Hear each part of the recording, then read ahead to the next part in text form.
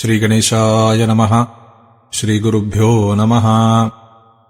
शनिम् काश्यपम् नीलवर्णप्रियम् तम् कृशम् नीलबाणम् धरन्तम् च शूरम् मृगेशम् सुरम् श्राद्धदेवाग्रजम् तम् सुमन्दम् सहस्रांशुपुत्रम् नमामि। सम्राट विक्रमादित्य की राजधानी थी उज्जैन। विक्रमादित्य एक महान शासक थे जो अपनी प्रजा को अपने बच्चों की तरह मानते थे।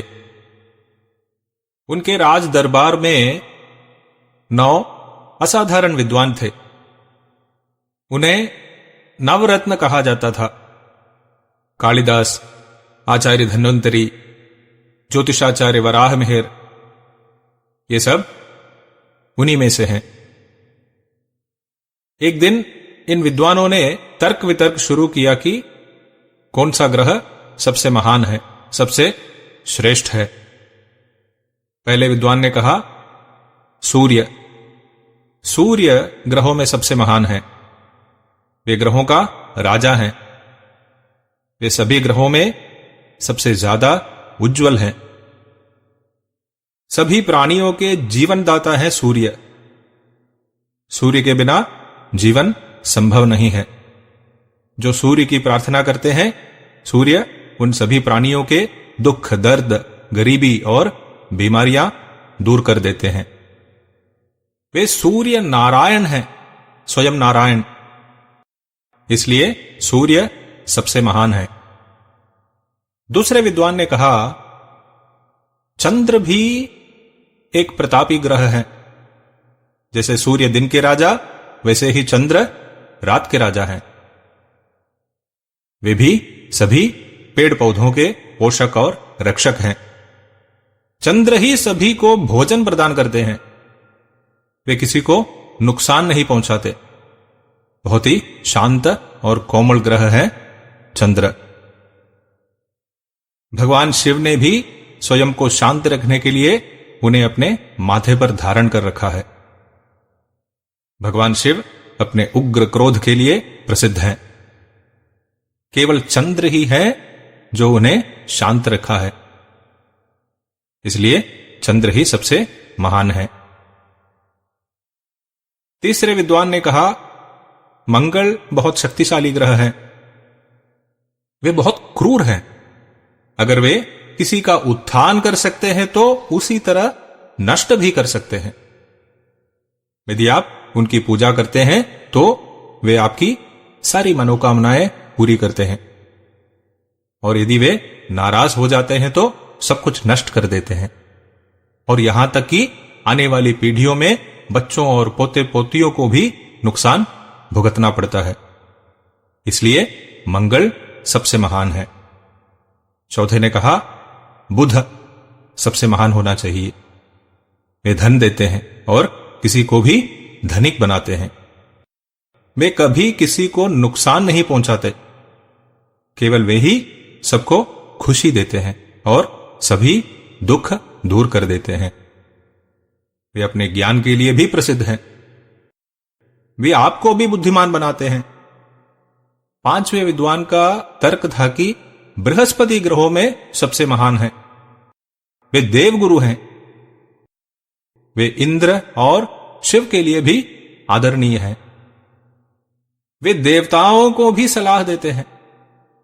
वे देवताओं की परेशानियों को भी मिटा देते हैं। यहां तक कि केवल बृहस्पति की ही पूजा करने से सभी नवग्रहों की पूजा के समान ही फल मिलता है। वे सबसे महान हैं क्योंकि वे अकेले ही अपने भक्तों के सारे दुख और पीड़ा दूर कर सकते हैं। शुक्र ही सभी सांसारिक सुखों, सभी खुशियों, धन और धान्य के दाता हैं।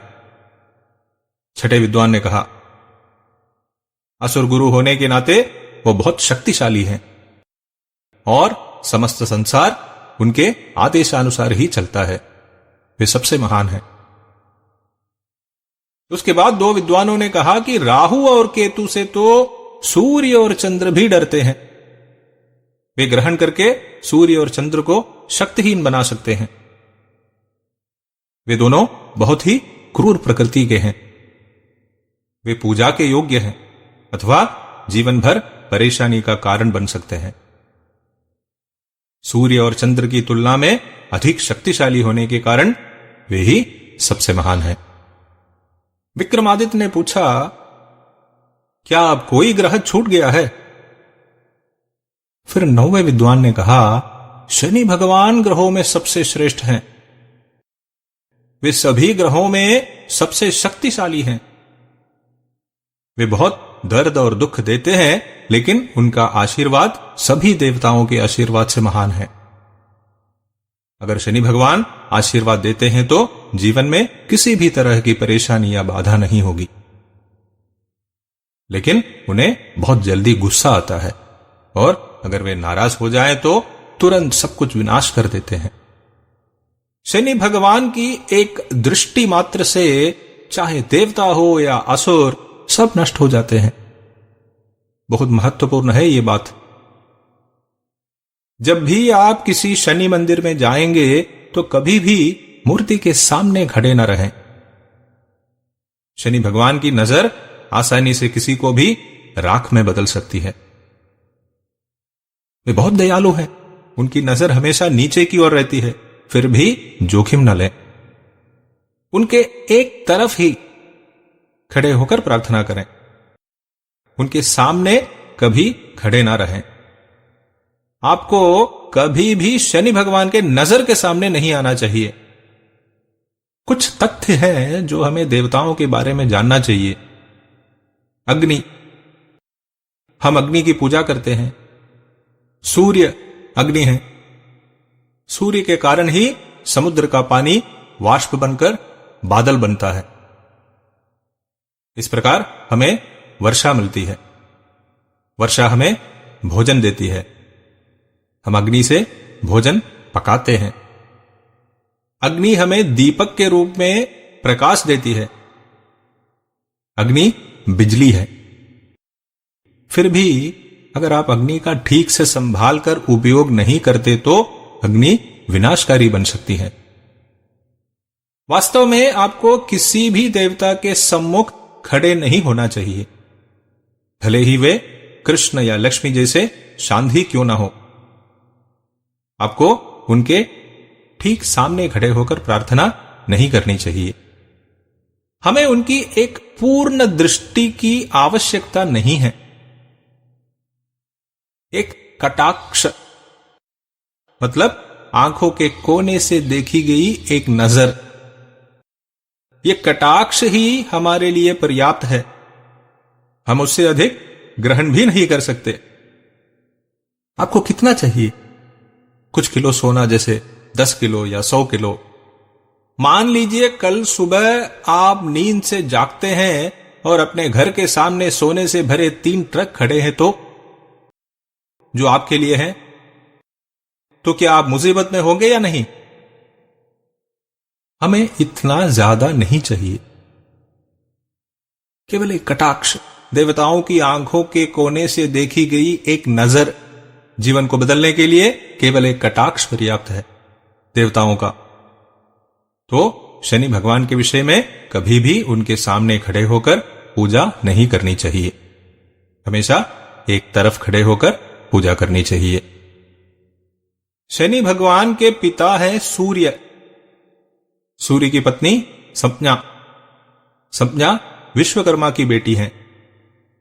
संज्ञा के सूर्य से 3 बच्चे हुए, मनु, यम और यमी। संज्ञा को सूर्य की गर्मी असहनीय लगा और उन्होंने सूर्य को छोड़कर जाना चाहा, लेकिन सूर्य को यह पता नहीं चलना चाहिए।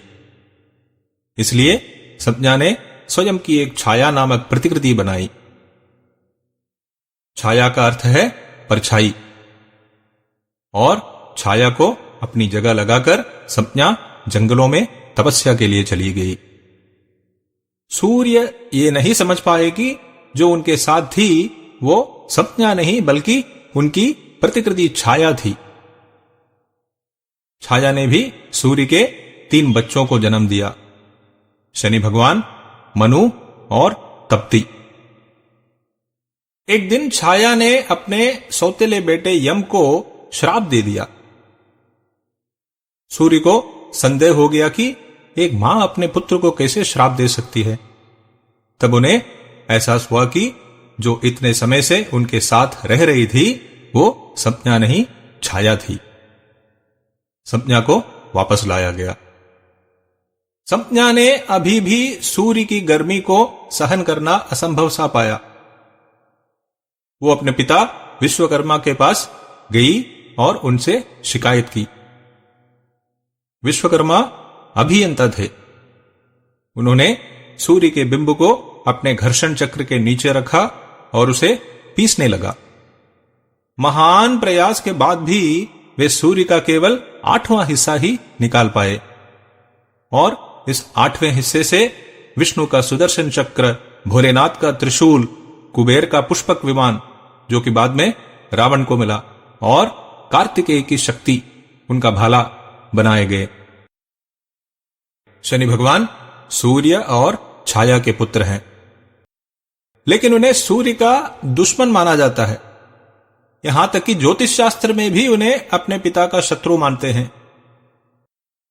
जब आप सूर्य का अन्य ग्रहों के साथ संबंध को देखेंगे तो कहते हैं शत्रु मंदसितऊ।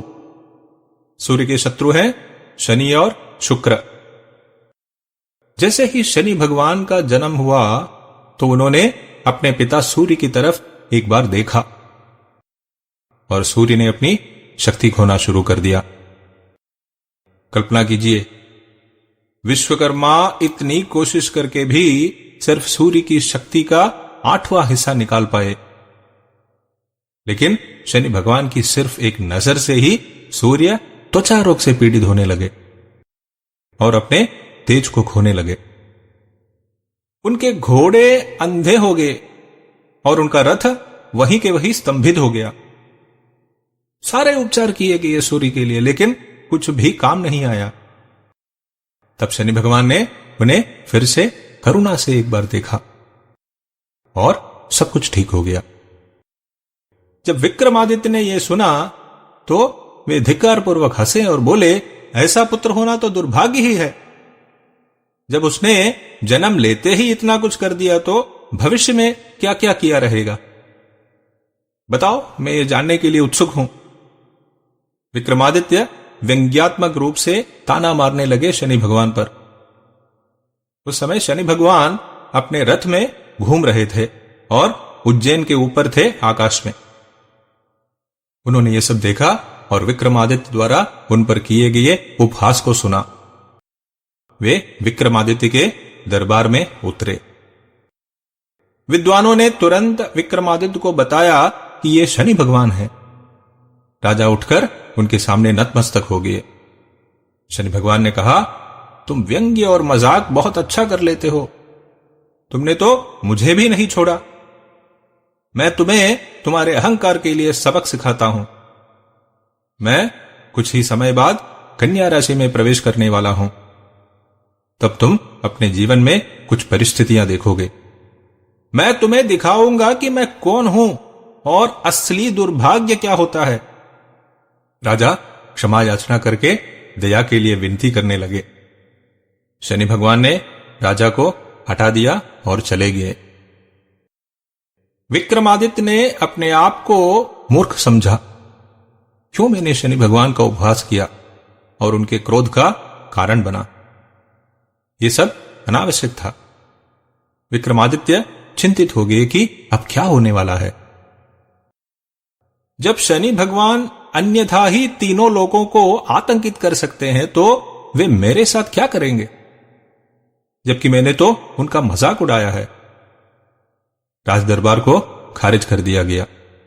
1 महीने के अंदर शनैश्चर कन्या राशि में आ गए, जो विक्रमादित्य की जन्म कुंडली के अनुसार 12वां घर था। उनकी जन्म राशि थी तुला और शनि कन्या राशि में आ गए। जब शनि आपकी जन्म राशि, उससे पहले की राशि और उसके बाद की राशि में रहते हैं तो उसे 7.5 कहते हैं।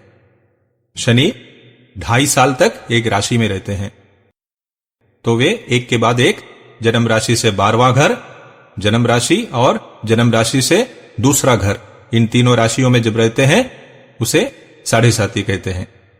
इन तीनों राशियों में जब रहते हैं 3 गुना 2.5 7.5 वर्ष बनते हैं। ये 7.5 साल जीवन का सबसे दुर्भाग्यपूर्ण समय होता है। तो विक्रमादित्य की साढ़े साती शुरू हो गई। ऐसा नहीं था कि विक्रमादित्य ने शनि भगवान का मजाक उड़ाया था इसलिए उनको पीड़ा सहन करना था। उनकी साढ़े साती तो वैसे भी शुरू होने ही वाली थी। उन्होंने इसकी शुरुआत में शनि भगवान को क्रोधित करके मुसीबतों को और बढ़ा दिया। विद्वानों ने उन्हें कुछ उपाय बताया। घोड़े की नाल से शनि भगवान की मूर्ति बनाकर इसे एक मिट्टी के बर्तन में स्थापित करके और तिल के तेल से इसका अभिषेक करके 23,000 बार शनि मंत्र का जाप करने को उन्होंने कहा और विद्वानों को शनि भगवान के प्रतिनिधि मानकर उन्हें दान देकर प्रसन्न करने को कहा। राजा को लगा कि इस समस्या का कोई समाधान नहीं है। उन्होंने विद्वानों को भेज दिया। जब समय बुरा होता है तो ऐसा ही होता है। आप ऐसा कुछ भी नहीं कर पाएंगे जिससे कुछ राहत मिल सके। सभी प्रकार के विचार और तर्कवाद ये सब बेकार बातें हैं। विधि को कौन बदल सकता है?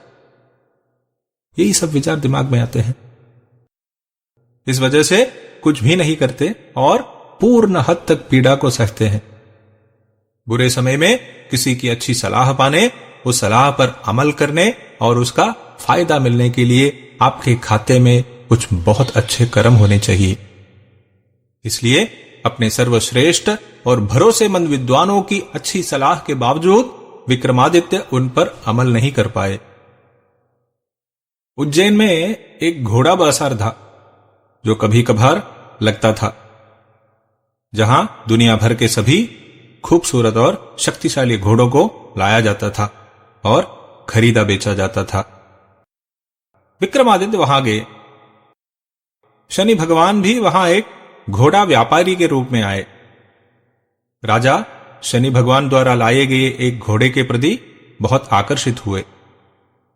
वे घोड़े पर बैठे और सवारी शुरू की। घोड़ा बहुत तेज था।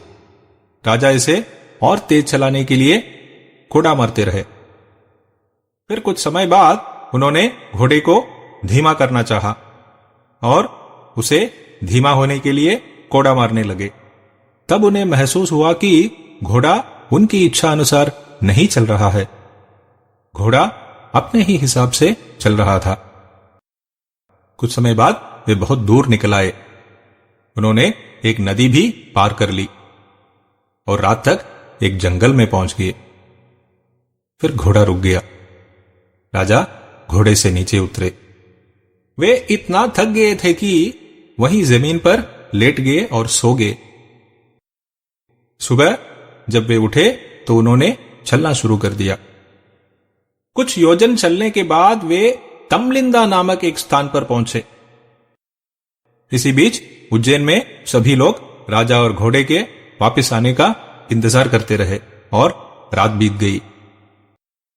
अगली सुबह घोड़े के व्यापारी ने अपने घोड़े के लिए एक मोटी रकम की मांग की। उन्होंने घोड़े की कीमत चुकाई और व्यापारी चला गया। हर कोई राजा की सुरक्षा को लेकर चिंतित हो गया। तमलिंदा में राजा एक व्यापारी से मिले। व्यापारी ने राजा को देखकर सोचा कि यह कोई श्रेष्ठ परिवार का सदस्य होगा। व्यापारी ने उनसे पूछा कि वो कौन है।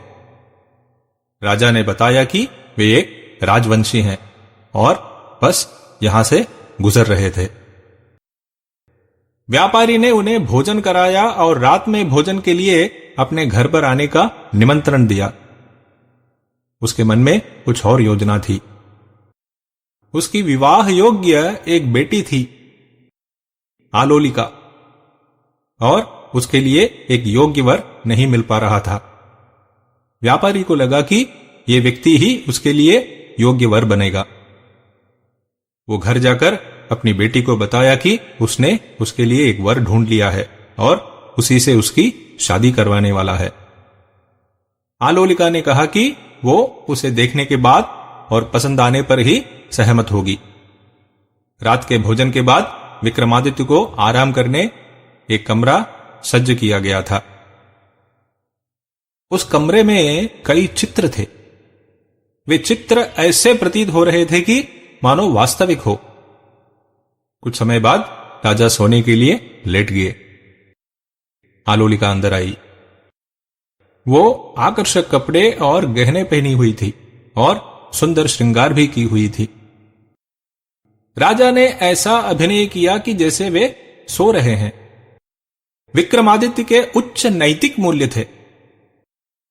उनकी नजर में परस्त्री अपनी मां या बेटी के समान थी। उन्हें व्यापारी की योजना के बारे में नहीं पता था। आलोलिका ने राजा के जागने का इंतजार किया। उसने उन्हें जगाने के लिए उनके चेहरे पर कुछ पानी भी छिड़क दिया, परंतु वे नहीं जागे। सोते हुए आदमी को जगा सकते हैं, लेकिन उसे कभी नहीं जगा सकते जो सोने का अभिनय कर रहा हो। कुछ समय बाद आलोलिका भी थक गई और कमरे के एक कोने में सो गई। सोने से पहले उसने अपने कीमती मोतियों के हार को उतारकर एक खूंटी पर लटका दिया। आधी रात को एक चित्र में से एक हंस जीवित हो गया। वो लड़की के उस हार को निगलने लगा जो खूंटी से लटका हुआ था। विक्रमादित्य ने यह देख लिया, लेकिन तब तक वो आधा हार निगल चुका था। उन्होंने सोचा कि अगर मैं इसे बाहर निकालने की कोशिश करूंगा तो उस पक्षी को नुकसान पहुंच सकता है, तो उन्होंने कुछ नहीं किया। सुबह जब लड़की ने अपने हार को वहां नहीं पाया तो उसने सोचा कि इस आदमी ने उसे चुरा लिया होगा। उसने चीखना शुरू कर दिया। उसने अपने पिता से कहा कि जिस व्यक्ति को वे उसका वर बनाना चाहते थे वो एक चोर था। व्यापारी ने विक्रमादित्य से कहा, मैंने सोचा था कि तुम एक सज्जन हो और एक अच्छे परिवार से हो। मैंने तुम्हें भोजन और आराम करने की जगह दी। मैंने तुम्हें शादी में अपनी बेटी का हाथ भी देना चाहा। तुम क्या निकले? एक चोर। अब अच्छा यही होगा कि तुमने जहां भी वो हार छुपाया हो उसे लौटा दो और जहां से आए हो वहीं वापस चले जाओ। तुम जैसे चोरों के लिए यहां कोई जगह नहीं है। राजा ने कहा कि मैं झूठ नहीं बोल रहा हूं, मैंने हार नहीं चुराया। यह मेरा दुर्भाग्य है जिसने मुझे इस परिस्थिति में डाला है। किसी ने भी उनका विश्वास नहीं किया। व्यापारी के नौकरों ने उन्हें बांधा और बहुत मारा। राजा फिर भी यही कहते रहे कि वे झूठ नहीं बोल रहे हैं और उन्होंने चोरी नहीं की। व्यापारी ने सोचा कि यह आदमी एक पक्का और तपा तपाया चोर है। उसने अपने राज्य के राजा चंद्रसेन के समक्ष जाकर शिकायत की। चंद्रसेन ने विक्रमादित्य को दरबार में पेश करने को कहा। विक्रमादित्य ने दोहराया कि उन्होंने चोरी नहीं की, वे निर्दोष हैं और वे झूठ नहीं बोल रहे हैं। अगर उन्होंने यह भी कहा होता कि एक चित्र में से निकले हंस ने वो हार लिया है तो भी उन पर कौन विश्वास करता। विक्रमादित्य ने कहा, मेरी कुंडली में ग्रहों की स्थिति कमजोर है और इसी कारण ही मेरे साथ ये सब घटित हो रहा है। शनि भगवान ने चंद्रसेन के मन में प्रवेश किया और उसको अपने नियंत्रण में ले लिया। चंद्रसेन उग्र हो गए और आदेश दिया कि विक्रमादित्य के हाथ पैर काट दिया जाए और मरने के लिए खुले में छोड़ दिया जाए। कोई भी उसे खाना या पानी नहीं देगा। इसके अनुसार सैनिकों ने उन्हें बाहर ले जाकर उनके हाथ पैर काट दिया और उन्हें खुले में छोड़ दिया। विक्रमादित्य असहनीय दर्द में थे। ऊपर से किसी ने भी उन्हें खाना देने की हिम्मत नहीं की। वे दिन रात रोते रहे और शनि भगवान से दया की भीख मांगते रहे। कुछ समय बाद भगवान ने उनके प्रति कुछ सहानुभूति दिखाई। उन्होंने चंद्रसेन के मन को फिर से प्रभावित किया। चंद्रसेन ने आदेश दिया कि लूले लंगड़े चोर को कभी चाहे तो खाना और पानी दिया जा सकता है। तब से उन्हें खाना और पानी मिलना शुरू हो गया। लेकिन अभी भी उनका दर्द असहनीय था। 2 महीने बीत गए। एक दिन उज्जैन की एक महिला वहां से गुजर रही थी, जहां विक्रमादित्य लेटे थे।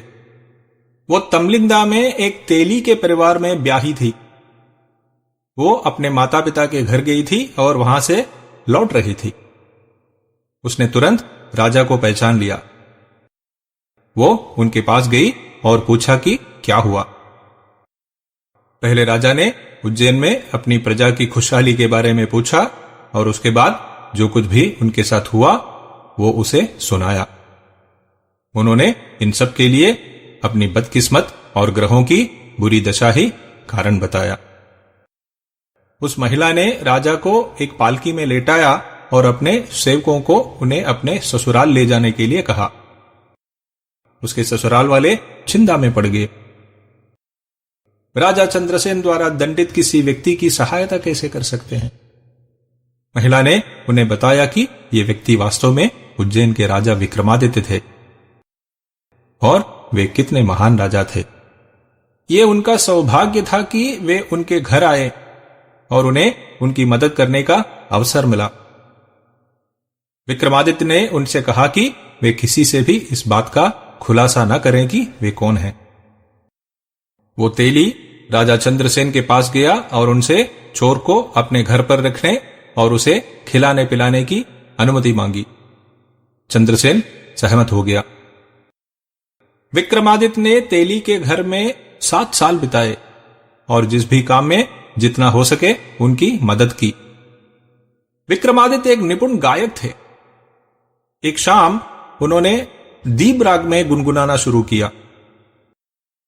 दीप ऐसा राग है, यदि इसे ठीक से गाया जाए तो दीपक अपने आप प्रज्वलित होने लगते हैं। जैसे ही विक्रमादित्य ने इसे गाने लगे तो दीपक अपने आप जलने लगे। पूरे शहर के दीपक इस तरह जलने लगे जैसे कि कोई त्योहार हो। तमलिंदा की राजकुमारी थी पद्मसेना। उसने देखा कि शहर के सभी दीपक अचानक बिना किसी कारण के जल रहे थे। कोई शादी नहीं थी, कोई त्योहार नहीं था। उसने समझा कि किसी ने दीप राग गाया होगा। ये गायक कोई साधारण व्यक्ति नहीं हो सकता। उसने अपनी सेविकाओं को पता लगाने चारों ओर भेजा। पद्मसेना की सेविकाओं को पता चला कि उसी चोर ने दीप राग गाया है जिसके हाथ पैर काट दिए गए थे। उन्होंने वापस आकर पद्मसेना को बताया। उसने तुरंत उसे अपने महल ले आना चाहा। उसे इस बात से कोई फर्क नहीं पड़ा कि वो एक चोर था और पिता ने उसे दंडित किया था। यहां तक कि पद्मसेना ने उससे शादी भी करना चाहा।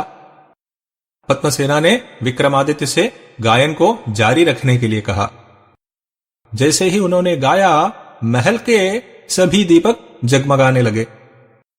चंद्रसेन ने यह देखा। वो जानना चाहता था कि यह सब कैसे हुआ। सेवकों ने कहा कि बेहतर यही है कि वे खुद जाकर देखें। चंद्रसेन को नींद आ रही थी और वो नहीं गया। 7:30 का अंत होने वाला था। विक्रमादित्य आशा कर रहे थे कि उनकी सारी परेशानियां शीघ्र ही खत्म हो जाएंगी। एक बार 7:30 खत्म होने के बाद वे उज्जैन वापस जाकर पहले जैसा रह पाएंगे। जब वे ऐसे सोच रहे थे तब शनि भगवान उनके सामने प्रकट हुए। विक्रमादित्य खड़े नहीं हो सकते थे, उनके पैर नहीं थे। भगवान ने कहा, ऐसा लगता है कि तुम अभी भी मेरी शक्ति को नहीं जानते। क्या तुम्हें अब तक की पीड़ाएं काफी नहीं हुई? राजा जमीन पर गिरकर शनि भगवान के चरणों पर आत्मसमर्पण कर लिए। शनि भगवान प्रसन्न हुए। उन्होंने राजा से कोई वर मांगने को कहा। विक्रमादित्य ने कहा, कृपया किसी को भी ऐसा कष्ट आगे न दें। जैसे मैंने पिछले 7.5 सालों में दुख और मुसीबतें झेली हैं, वैसे दुख किसी और को ना हो।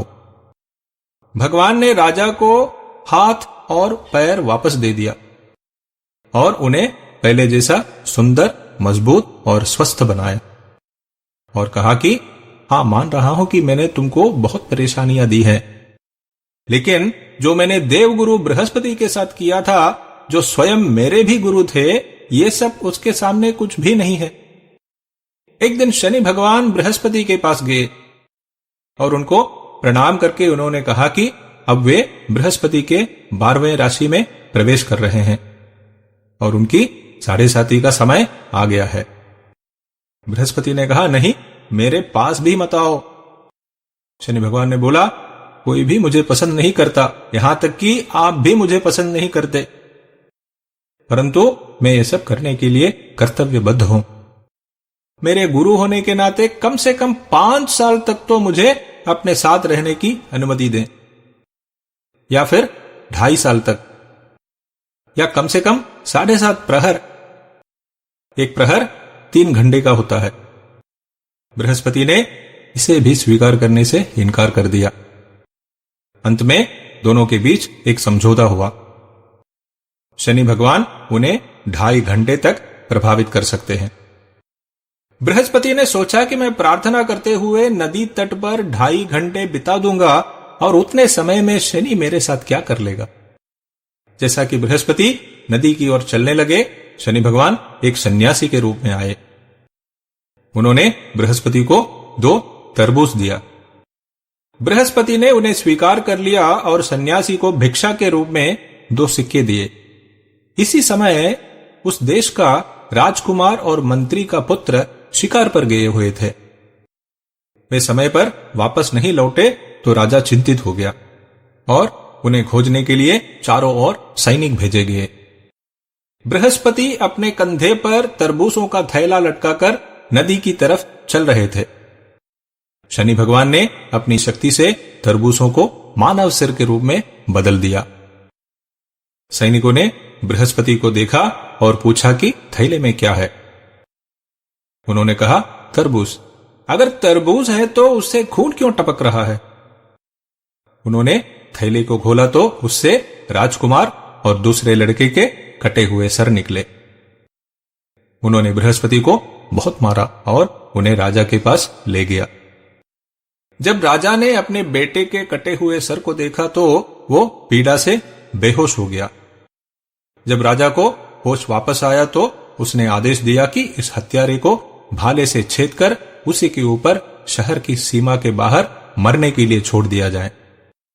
जब सैनिक बृहस्पति को मारने के लिए ले गए तो उन्होंने सैनिकों से अनुरोध किया कि भाले से मारने से पहले वे उनको थोड़ा समय दे दें।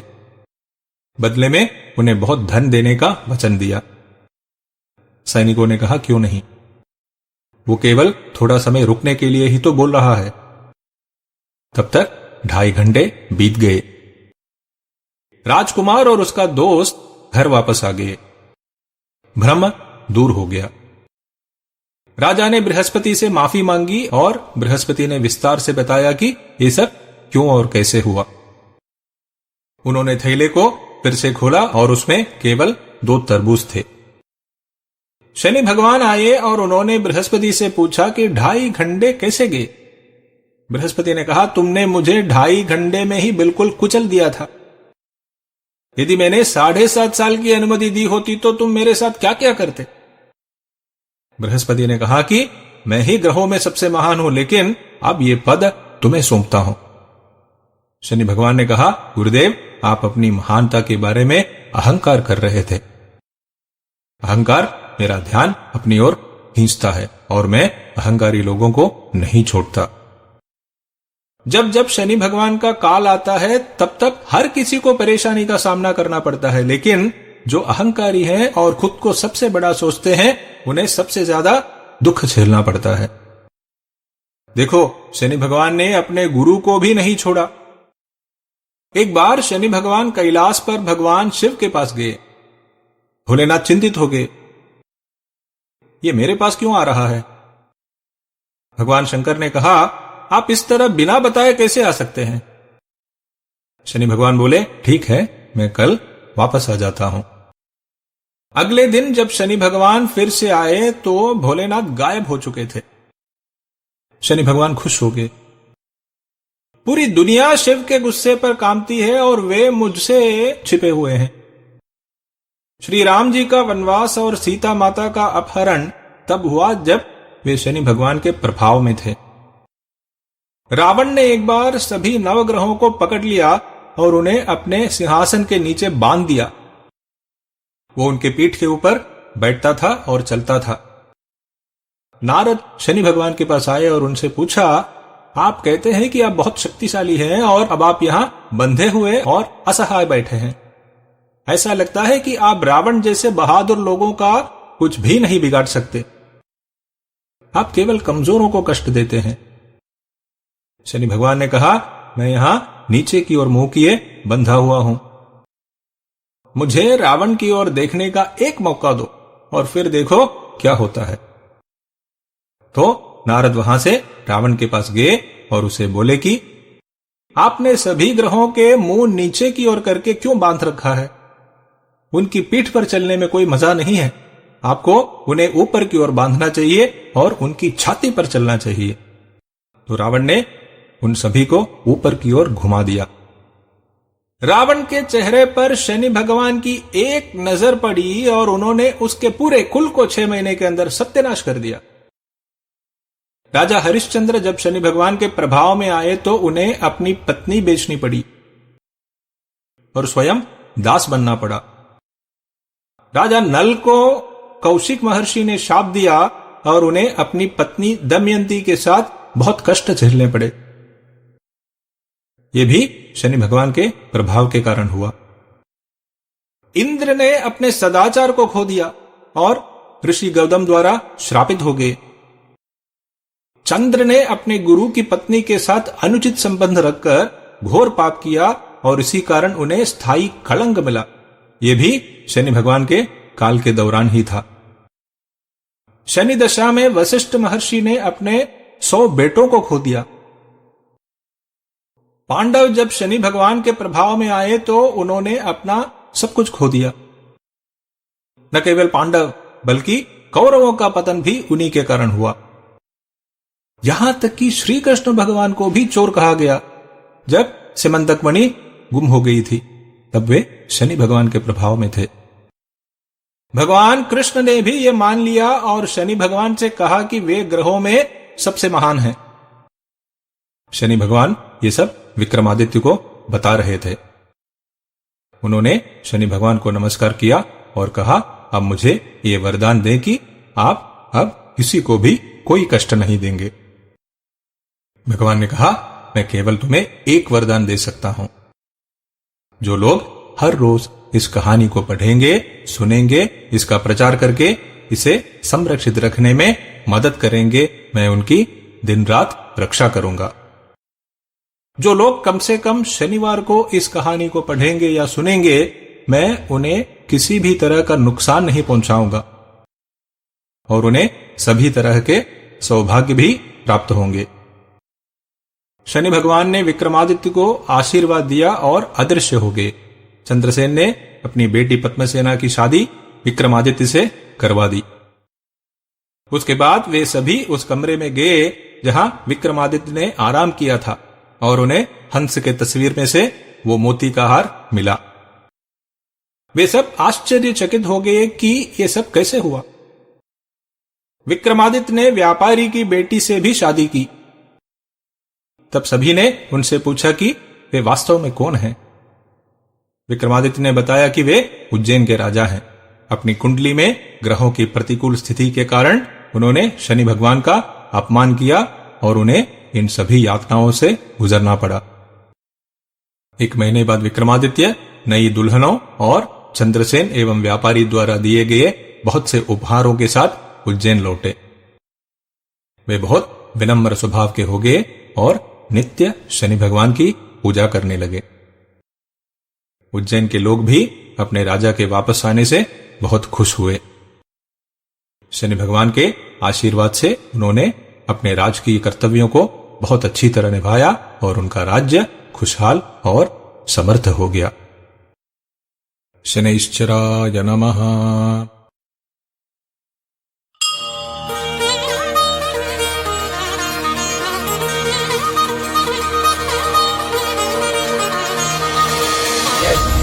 श्रेष्ठतमम् कर्म